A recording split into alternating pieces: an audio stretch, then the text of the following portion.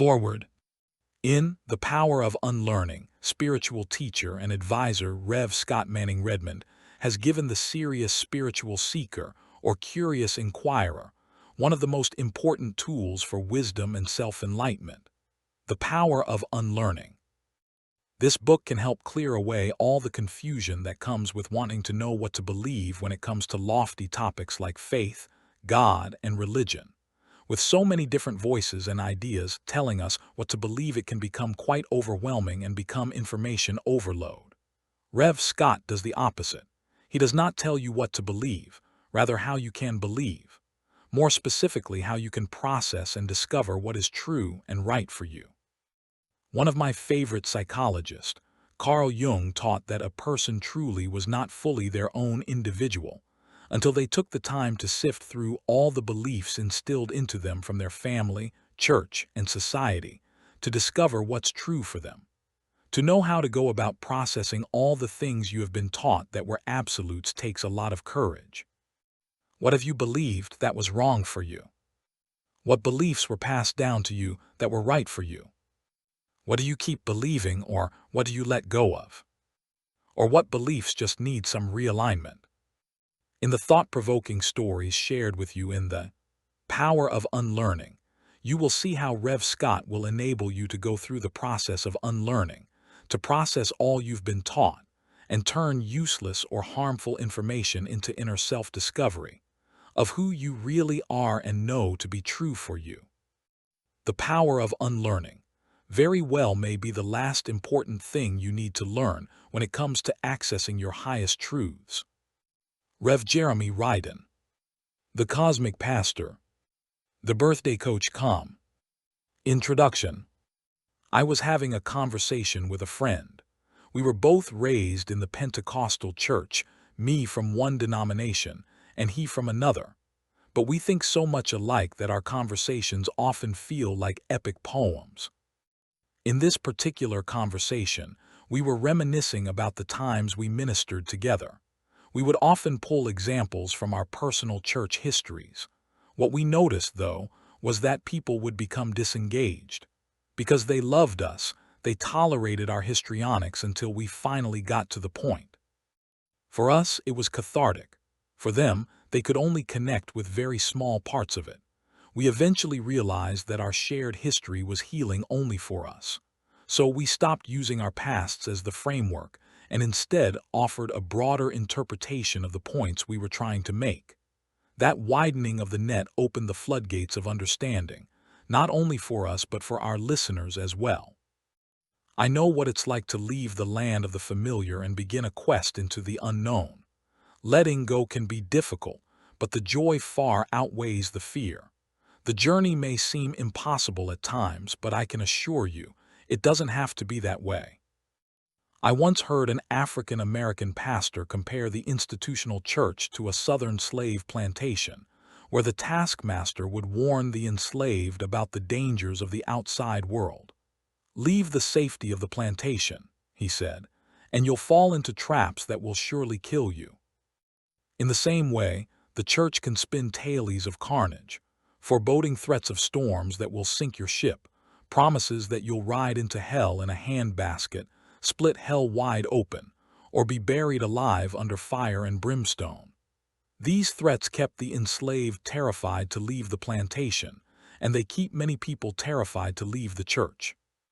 One is a matter of life and death, the other of heaven and hell. I've seen people raised in the church who were so deeply institutionalized that, once they left, they believed they had to act wild, just to fulfill what had always been preached about backsliders. Some turned to alcohol, others to drugs, and many acted on every sexual impulse they'd been taught to repress. I'm here in this moment, in this space, in this time, to take you by the hand and reassure you, the reader, that none of those things have to be true. You don't have to go through hell to see the light.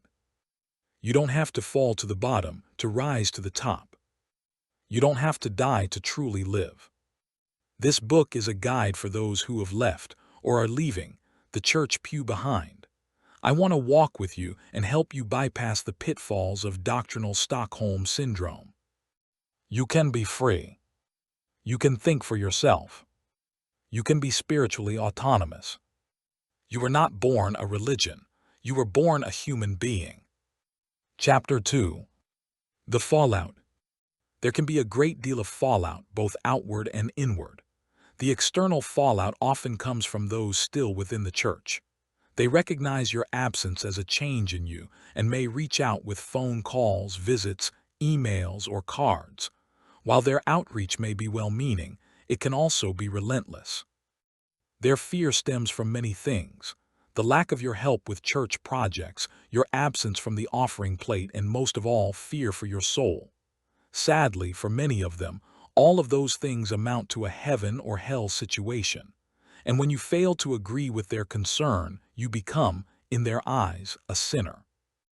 Their comments, their concerns, and their outreach can easily translate into guilt, and guilt is a powerful thing.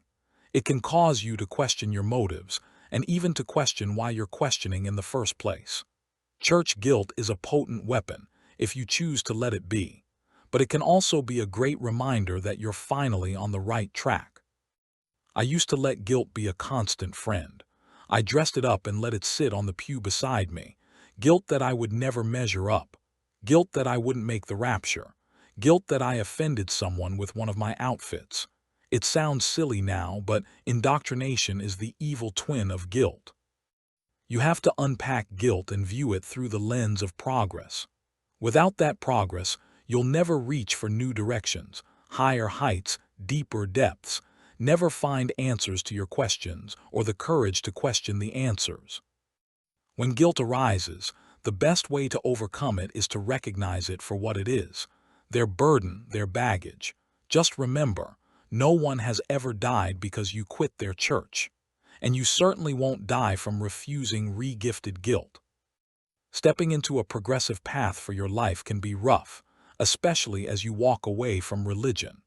That's because leaving religion means unloading layer upon layer of unusable doctrine, rigid tradition, and inherited guilt, baggage that's existed for thousands of years, not just your lifetime. It has often been said that this process is like peeling an onion, layer after layer, tier after tier, in a seemingly never-ending search for the core.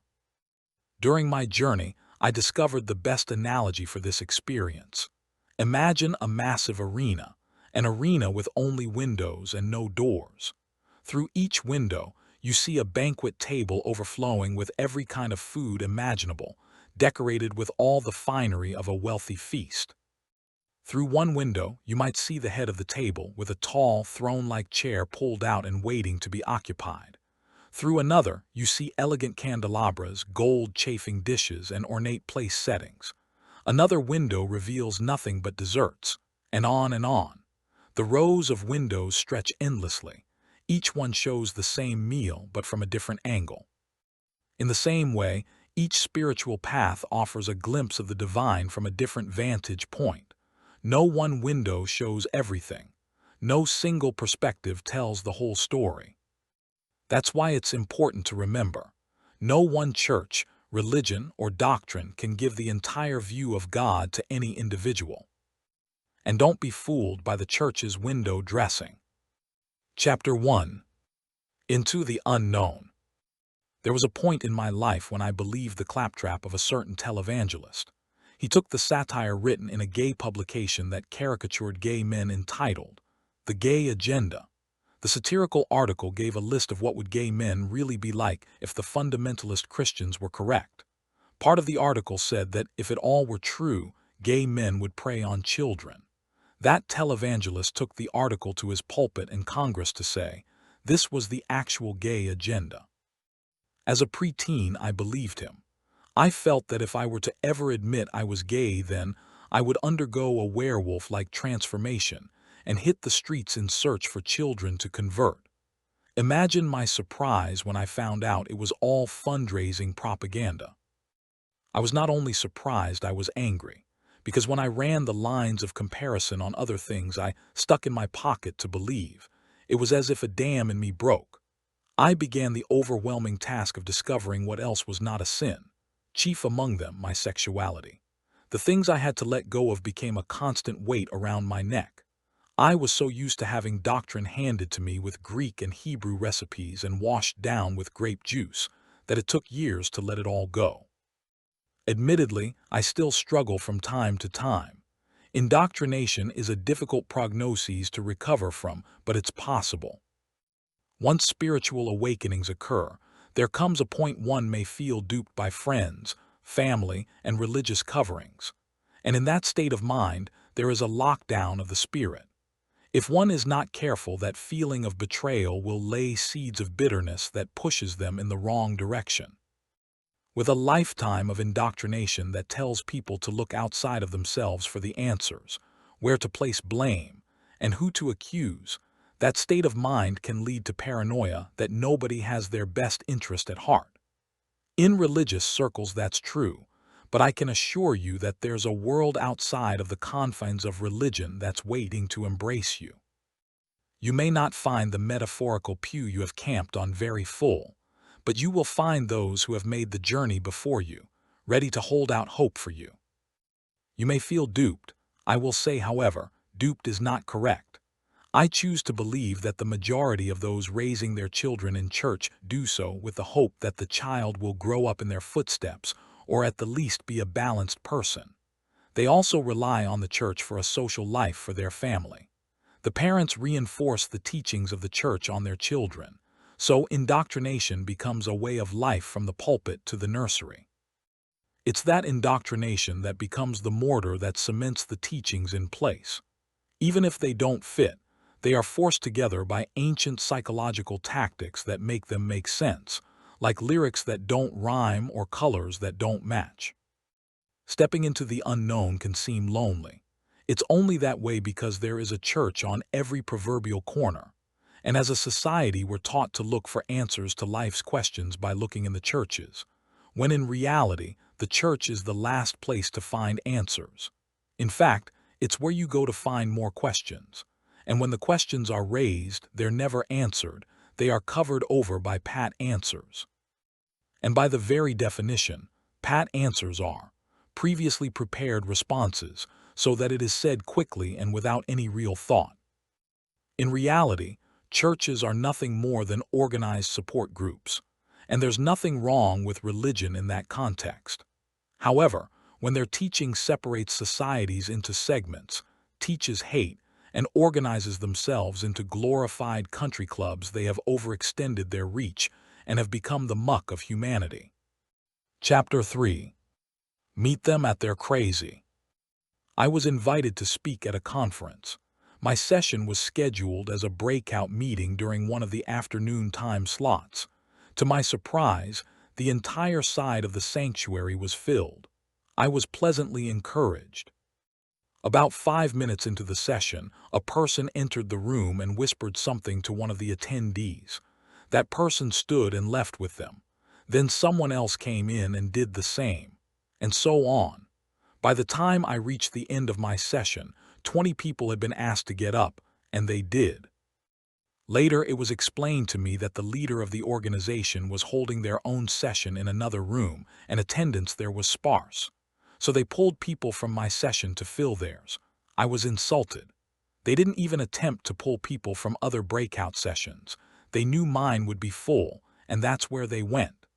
I later realized that this, in itself, was a compliment, though it didn't feel like one in the moment. Confession and connection. At the beginning of my talk, I made a confession, one that seemed to ripple quickly throughout the conference. The organization was an affirming apostolic Pentecostal group. I admitted I came from a Trinitarian Pentecostal background, and that I didn't believe everything from either group. I said my walk with God was mine, not something shaped solely by the teaching of organizations. It was a confession of influenced by some, controlled by none. By that evening, before the next service started, a stream of people, both those who had stayed and those who had been pulled out of my session, came to find me. One by one, they confessed that they, too, didn't believe in the oneness doctrine of the organization, but they stayed because they were lonely. After the 10th or so confession, I just smiled and said, "Good luck meeting folks at their crazy." The funeral lesson. A few years later, I worked at a funeral home as an attendant. One of the stranger funerals changed me forever. A man in his 60s had passed away. He left behind 8 adult children, many grandchildren, and an intellectually disabled wife. Her mind had never progressed beyond that of an 8-year-old girl. We, the staff, asked questions among ourselves, but answers were left to the imagination. During the funeral service, the priest sprinkled holy water on the body. At that moment, the widow sprang to her feet, screaming, "He's crying, please don't take him away, he's crying. He's not dead." The priest stopped mid-sentence. The children began audibly weeping. The funeral directors froze. I quickly moved from the entrance of the room toward the front row, trying not to add to the already uncontrolled scene. I grabbed a box of tissues on the way and sat beside the widow, who had been left alone to manage as best she could. I handed her a tissue and said, "Yes, he's crying. He's very sad that he has to leave you, but he does have to go. I know what we can do." I stood and reached out my hand. She took it. I led her to the casket. "Now take one of the tissues and gently dab his tears away." She followed my lead. I continued, "There, now he's not sad anymore, and you don't have to be either." She smiled, patted her husband on the shoulder, and hugged me. I walked her back to her seat and signaled for the priest to continue. Meeting people at their crazy. When I say we have to meet people at their crazy, I'm not insulting anyone's mental capacity. What I mean is that it's our job, or at the very least our responsibility, to try and understand where people are, emotionally, spiritually, psychologically. Whether it's the mind of an intellectually disabled adult, someone stuck in religious indoctrination, or someone who is comfortable in stagnation, we meet them where they are. My heart went out to those apostolic folks living in fear. In a group that was LGBTQ plus affirming, they still felt forced to stay in a doctrinal closet, terrified someone might find out they didn't believe the core tenet. That's the oxymoron of religious life, staying in the closet to avoid being lonely. Some people will never try to understand you. My father used to say, some people just argue to hear their head roar. I've learned that if you have to argue about how correct your religion is, then it's probably not valid, and neither are they. Some are energy vampires. They argue about nothing, waste all their energy, and then come for yours. Others don't argue at all. They just ignore you, let you speak your truth, and don't care. Some are lonely and listen simply because they need something to belong to. They'll nod while you speak, but everything you say floats away as soon as they walk off. And then there are the ones desperate for answers, the ones who take the roadmap you give them and hold onto every word, every experience, every insight. I've met all of them, but that last group, that's who I live for, that's who I speak for. No more Genesis to the maps. Coming from a religious background, I know the lingo, the performance, the mentality. I used to be one of them, and I was good at the echo chamber.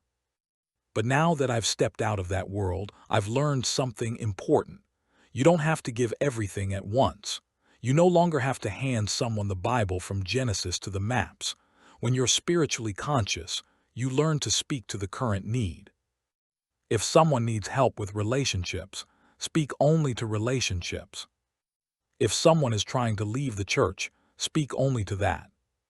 We know where they've been, and because of that we can overwhelm them if we're not careful, like overwatering a plant. Too much water causes root rot. Sometimes their crazy will teach you something. Meeting people at their crazy isn't just a form of grace, it's a defense mechanism. It protects your energy, it clarifies your role, and sometimes it teaches you something you didn't expect to learn. You might discover a simple answer to a complex question from a person you'd never imagine could teach you anything. Keep your spirit open, keep your mind open, and most importantly, meet yourself at your own crazy. Because if you close yourself off, you might miss a lesson that will carry you into a whole new level of living. Excerpt from my autobiography, The Lady in Green. In the 90s, I began attending the Metropolitan Community Church of Tampa, MCC Tampa. At the end of my second year there, the church hosted a concert. I had never heard of the soloist before. The song that made her famous didn't even ring a bell. For the sake of the story, she'll remain nameless. That night, I was supposed to rehearse a solo for the following Sunday with the music leader. I arrived late and went straight to the choir room. As I approached, I saw a tall woman in a long, emerald green skirt and matching jacket. Just as I reached the door, a group of ladies exited and the lady in green entered. I followed. She saw me behind her and deliberately tried to shut the door in my face. I caught the door and said, "Excuse you," and entered. She spun around, put her hands on her hips, and scolded me silently with her eyes. I pushed past her toward the music leader at the piano. I had no idea who she was, and after her childish display, I didn't care. The director and I agreed to rehearse later. As I turned to leave, she was standing so close I nearly knocked her over. Still with her hands on her hips, she was tapping her patent leather shoe in disgust. I said, "Look, lady, I don't know who you are, but you saw me walking in with you, and you still tried to shut the door in my face. Now you're giving way too much attitude to be the one who was rude." She didn't budge, so I moved her with a wave of my forearm and walked to the sanctuary. I found my husband and sat beside him, ready to leave, but he was already settled and I didn't want to ruin the evening for him, so I stayed. 5 minutes later, the music leader introduced the soloist, and to my surprise, it was the lady in green. I didn't slump in my seat. I didn't leave. I sat still as a stone and tried to stare a hole through her forehead. God's plan B. After a few songs, she shared her testimony, how her career suffered after she came out as gay. She told the story of praying, "God, I guess it's time for plan B." I understood. I too felt like I was living God's plan B, but she continued. Years later, God reminded her of that prayer and revealed that there is no plan A or plan B in God's will. We can live outside of His will, but we can't change it. She said, as I have come to believe, that being gay doesn't make you a deviation. It makes you exactly who God created you to be. In that moment, I understood why God had to crush my mood that night. I needed to be there. And I also vowed, if I ever found myself in ministry, I would never walk into a church without being prayerfully sensitive to those around me. I could have let her attitude be a stumbling block. I almost did, but instead I let it be a starting point. Meeting myself at my crazy. This story was the first in a series of moments that forced me to question where my heart was. And now, 25 years later, it's still vivid in my mind, a moment when I truly met myself at my crazy. It was exactly what I needed to hear, to know, and to experience in order to move forward. You may not relate to the religious aspect of this story, but this was my crazy. What is your crazy? Chapter 5. Reaching the buoy. When I was a child, Mom would take my siblings and me to a local state park.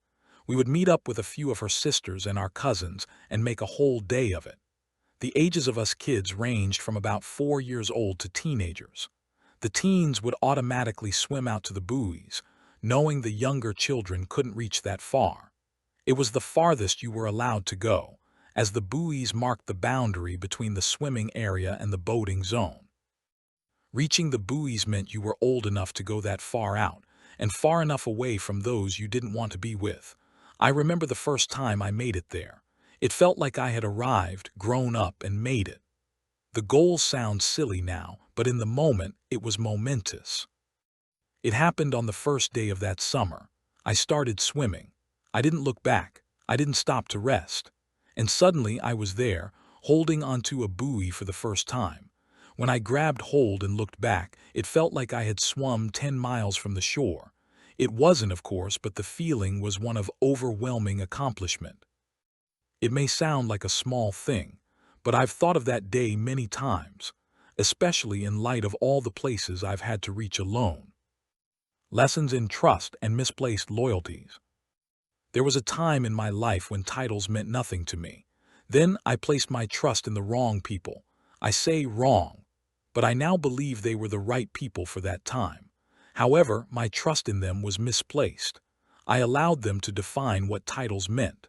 Trusting them kept me from seeking truth for myself and caused me to focus on the end game of their motives.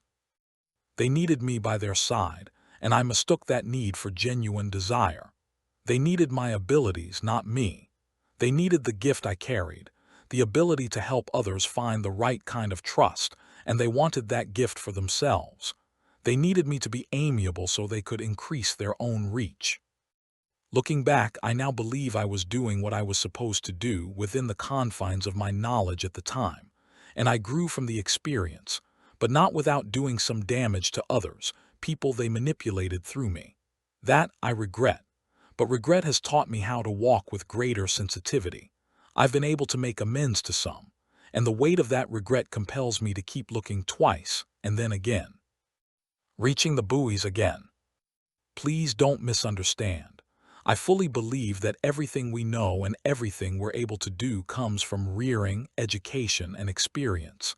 I would never have reached where I am now without others, but the places of spirituality, those are mine alone, and I wouldn't trade them for anything.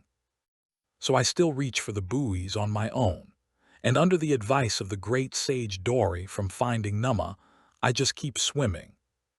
When I meet someone who seems to be struggling, I grab them up and swim until they've rested. Then I keep swimming. But I don't take them to my buoy. I no longer believe in conversion. I don't force them to my buoy. I no longer feel the need to accumulate followers.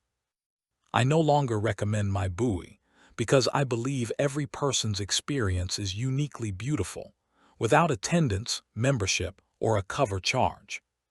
Teaching people to swim. What I will do is teach people how to swim, how to tread water, how to find the answers they need for their journey. When I was in the church, I used to preach, I can pray for you, but I can't pray for you. In other words, I can intercede for your well-being, but I can't do the inner work in your place. You have to put forth the effort yourself. The premise still holds true. I can teach you how to swim, but I can't reach your buoys for you. I cannot tell you what your answers are. Nor can I judge your experiences as invalid just because they don't mirror mine. Yes, some of my answers may be helpful. There are universal truths, but trying to copy my experience would be like depositing potting soil into a bank account and expecting to reap a banquet. It just doesn't fit. Chapter 5. Living Life Upside Down. Back in the 80s, there was a gospel song that never quite charted, but its chorus said, "What if we've fallen to the bottom of a well, thinking we've risen to the top of a mountain? What if we're knocking at the gates of hell, thinking that we're heaven-bound?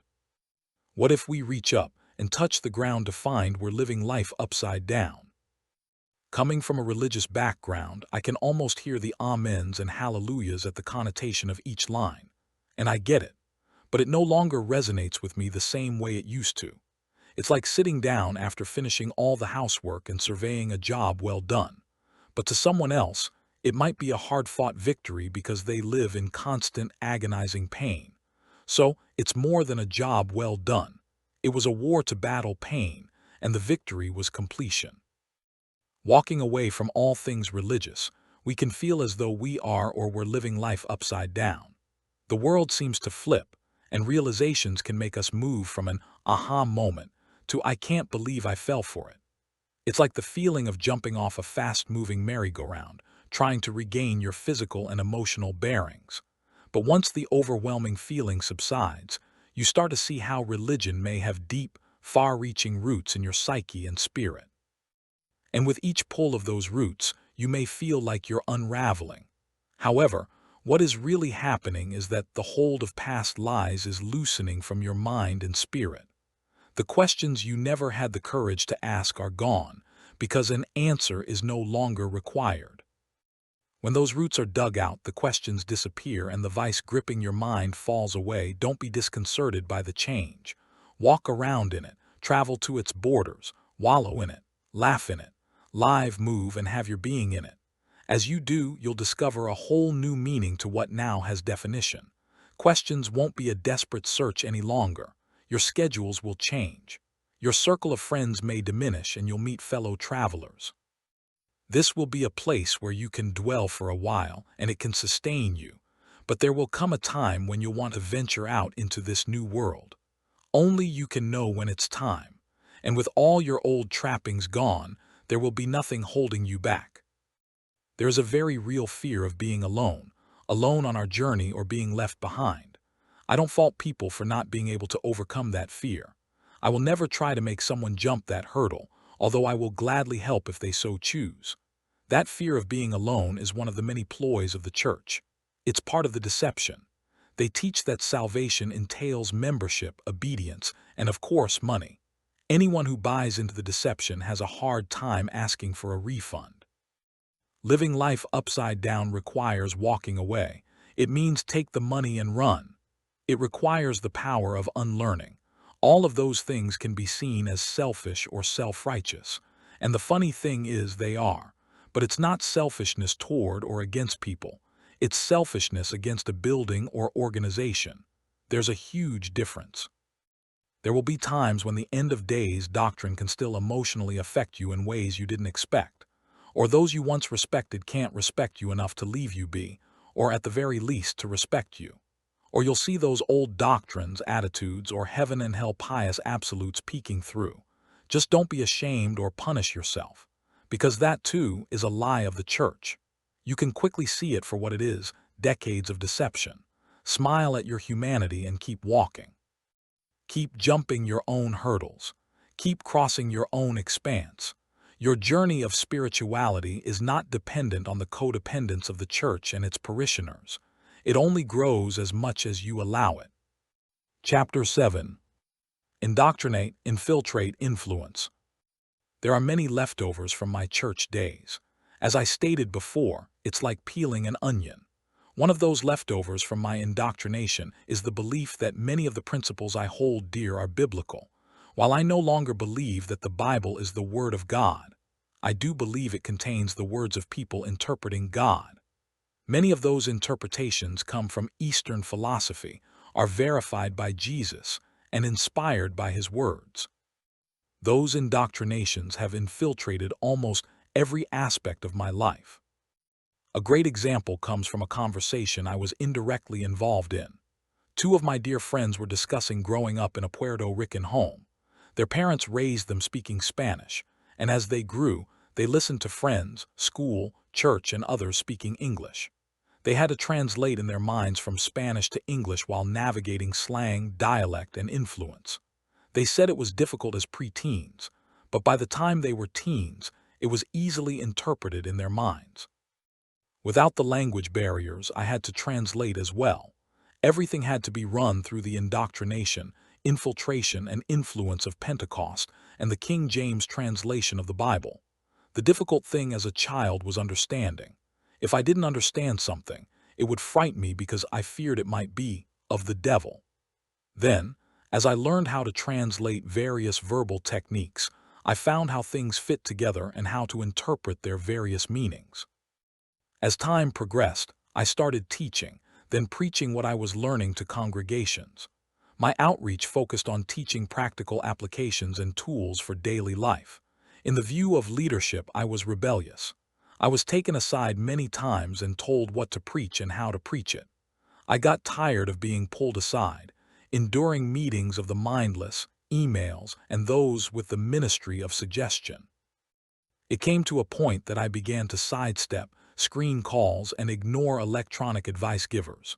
The more I reached people, the more I avoided leadership, which in turn engendered trust with the congregations. I was even titled a people's pastor.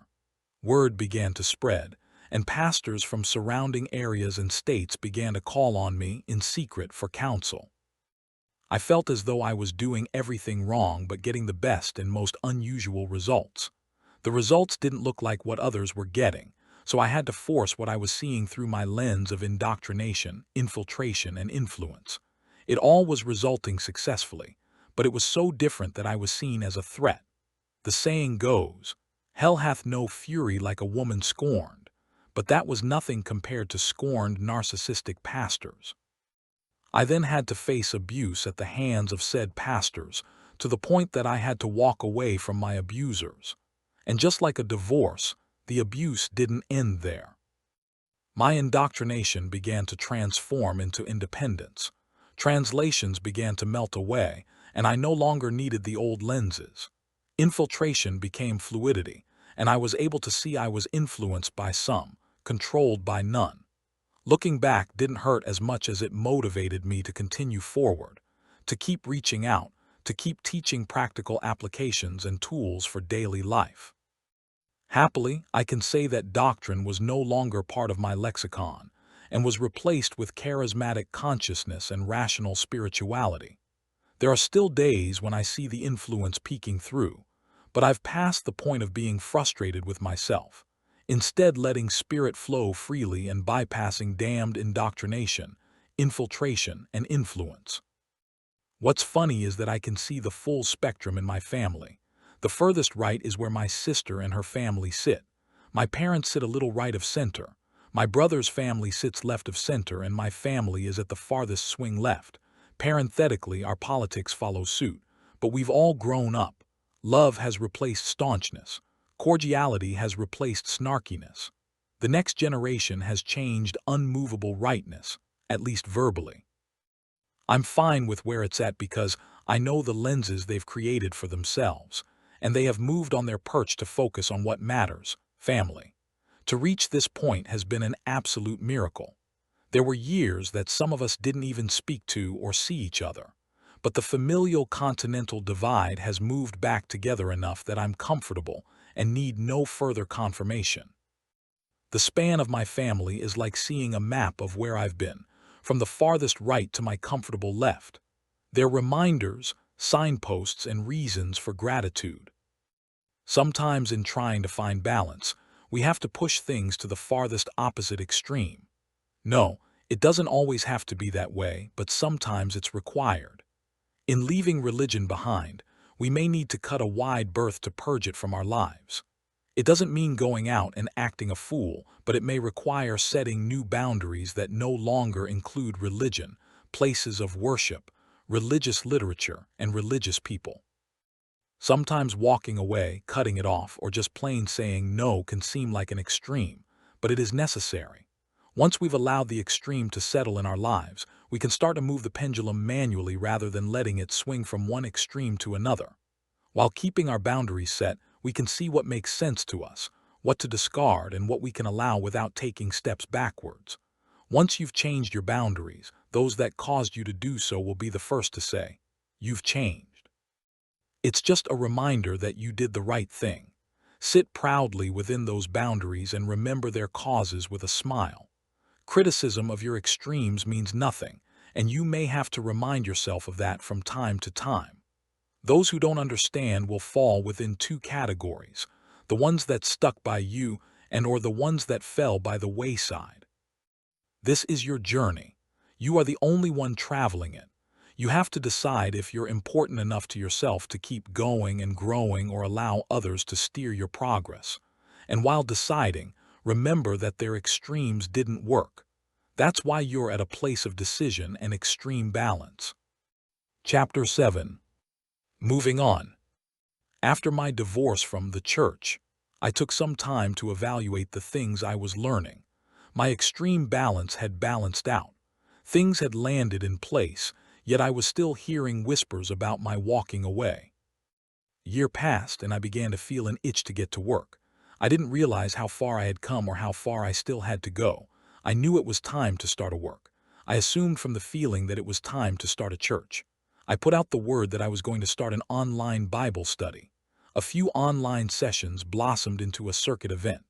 There was a group of people who allowed the Bible study to jump between their houses. From that group, I centralized a location and started a church. It did well. We were running about 30 people and even had some guest speakers come in.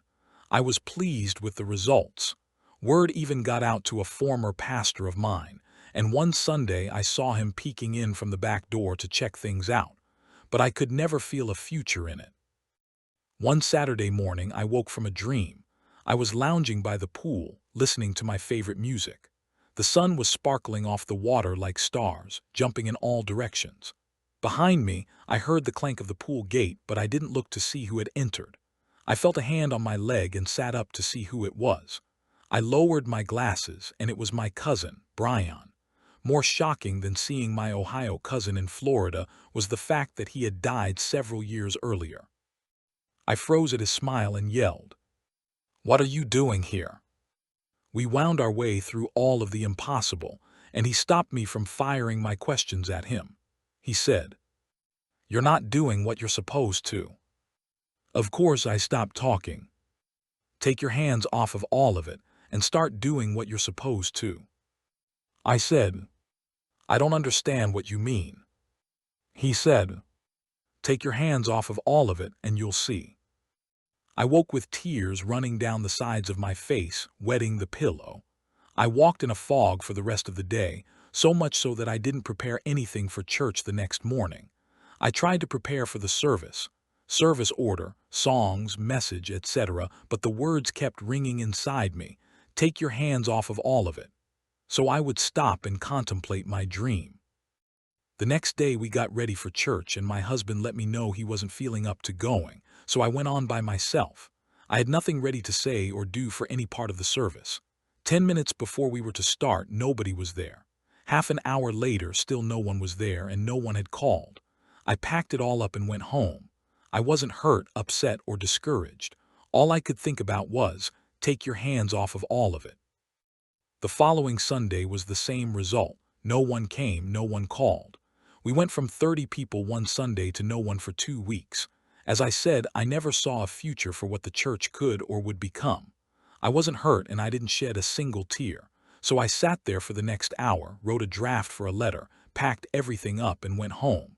I typed out the letter to all the members and attendees to close the church down. And that was that. The next few weeks involved some hard contemplation. Why wasn't I upset or hurt? Why did it all drop away so quickly? What was the dream about? What did take your hands off of all of it mean? So I did. There was no more church, no more Bible study, no more services. I took my hands off of everything. After it was all said and done, it washed over me. I was doing what I had always known to do. I was starting a work. A work for me was always, and I do mean always, starting or helping start a church. I was teaching, preaching, and guiding like I had always done. But that wasn't what I was supposed to do. So I stepped away from Christian ministry to see what I was supposed to be doing.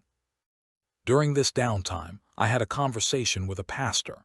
He told me that he didn't believe what he was preaching these days, and that the things he was learning weren't things he could preach about, or he would lose his position. I told him to keep preaching what he did know to be true and not worry about what he didn't believe anymore. I didn't think any more about it, and a few months passed. Then he called again and said that my advice was life-changing. What I hadn't realized was that I was preaching to myself. I too was at a crossroads. During my transition period, I was also dancing around what I no longer believed versus what I was learning. What I was learning no longer fit the Christian diatribes. And the more I learned, the more those beliefs fell away. So I reorganized and began to go back to the circuit meetings and teach what I was learning. I also shared documentaries and music that expressed those new lessons.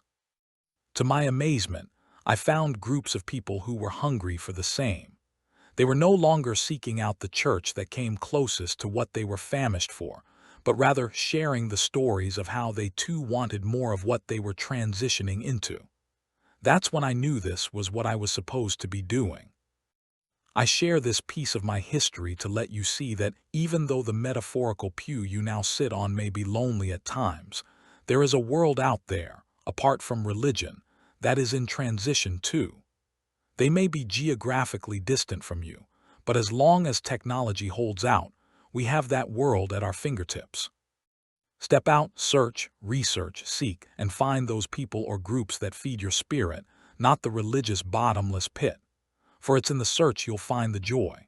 It's in the research you'll educate yourself. It's in the people or groups you'll find the fellowship. You can take hold of what works for you and shelve the rest. And I say shelve because, even though it may not be for you, it may work for a fellow traveler you meet during your journey.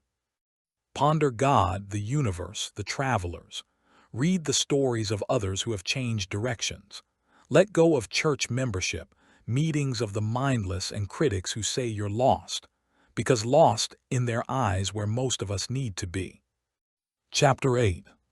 Christ Consciousness. Don't let the title of this chapter repel you. I will not be delving into the basics or depths, the bottomless pit, of Christianity. I will, however, take you on a small journey to show you a possible direction for your life. I know that in spirituality some may use the lingo of the church to make things more palatable for those still in that life. And as I've mentioned, there is a need to meet people at their crazy, but I won't be doing that here. I will, nevertheless, show what the church has missed out on. What Christ consciousness is not. There is a big misconception about Christ consciousness. Some feel they must claim ownership of the concept because the word Christ is involved. Because their religion focuses on Jesus, they believe it must or has to belong to them. However, no one can take ownership of a concept they refuse to truly understand. It's like owning a BMW key ring that holds the keys to a Chevy Spark. The word Christ is not the last name of Jesus and has been overrun by religious groups that claim to be open-minded or woke. Don't fall for the hype. It has nothing to do with a Christian life or church. What Christ consciousness is. It is a title for a level of awareness and a tapping into an ability in all of us that has been lost over time. Christ consciousness is an awareness of the higher self that is connected to the universe. Although it can be interpreted in many ways, a common understanding is that Christ consciousness is the consciousness or awareness a person gains from unity with the divine in all of us.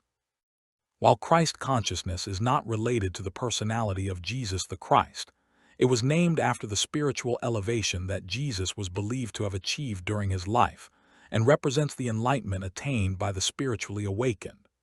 As such, Christ consciousness is available to all who seek awareness and spiritual awakening. In seeking Christ consciousness, the goal is to transcend physical existence and experience one's own divinity and universe-like nature. Beware, others have reached the level of Christ consciousness discussed here and have taken these concepts to build religions around them. That's where the concept unravels and control is implemented, laced with fairy tales and admonishments. Punishment of hell is threatened, and heaven is promised for compliance. You can remove the title Christ and simply use consciousness if you prefer. But please don't fall into the trappings of doctrine or doctrinal prisons. Most of us came from that, and going back isn't an option. But don't worry. The universe is a very big place and you cannot get lost. Chapter 10. Stains of the Soul. There are many things that attempt to stain the soul: abuse, betrayal, death, and more. They try to dig into our being and claw their way out. Memories can crouch inside us like poisonous toads, creaking out the noise of our past from cracks and crevices formed where we've tried to hide. Somewhere in all those hiding places lie the questions we tucked away, never courageous enough to ask things like, is God real? Why am I here? Is the Bible just a book? And so on. These were questions pushed to the edges of our mental vision. Every now and then, they would creep into our line of sight and nag at us like a persistent migraine. But as we step into our own spiritual journey, those questions no longer have a place to hide. They pop out with a surprise as they did before, but now we can finally realize they no longer matter. And since there is no longer a relentless bully pulpit pressing us to stomp those questions down, we discover that their burden, their baggage, no longer weighs on us. The relief is palpable. The release of carrying that cross on your back is tangible. The open cage of guilt feels as real as your breath. Through these moments of transformation, we allow ourselves to heal wounds we didn't even realize we had. We find answers we weren't even aware we were seeking. And we come to see that the power of unlearning is more real than all the religious fairy tales lining every church doctrine in the world. Since forgetting is impossible, we can take the disciplines we once learned about belief, faith, and religion and turn them into stepping stones, starting gates, and springboards. We can also transform the pride we were taught to wield as a weapon into walking sticks, support, and catapults. Thank you for taking the time to listen to my audiobook, The Power of Unlearning. I hope its message resonated with you and offered new insight or inspiration on your own journey. Please feel free to share it with anyone who might benefit. Your support means the world to me. With love as always, Reverend Scott Manning-Redmond.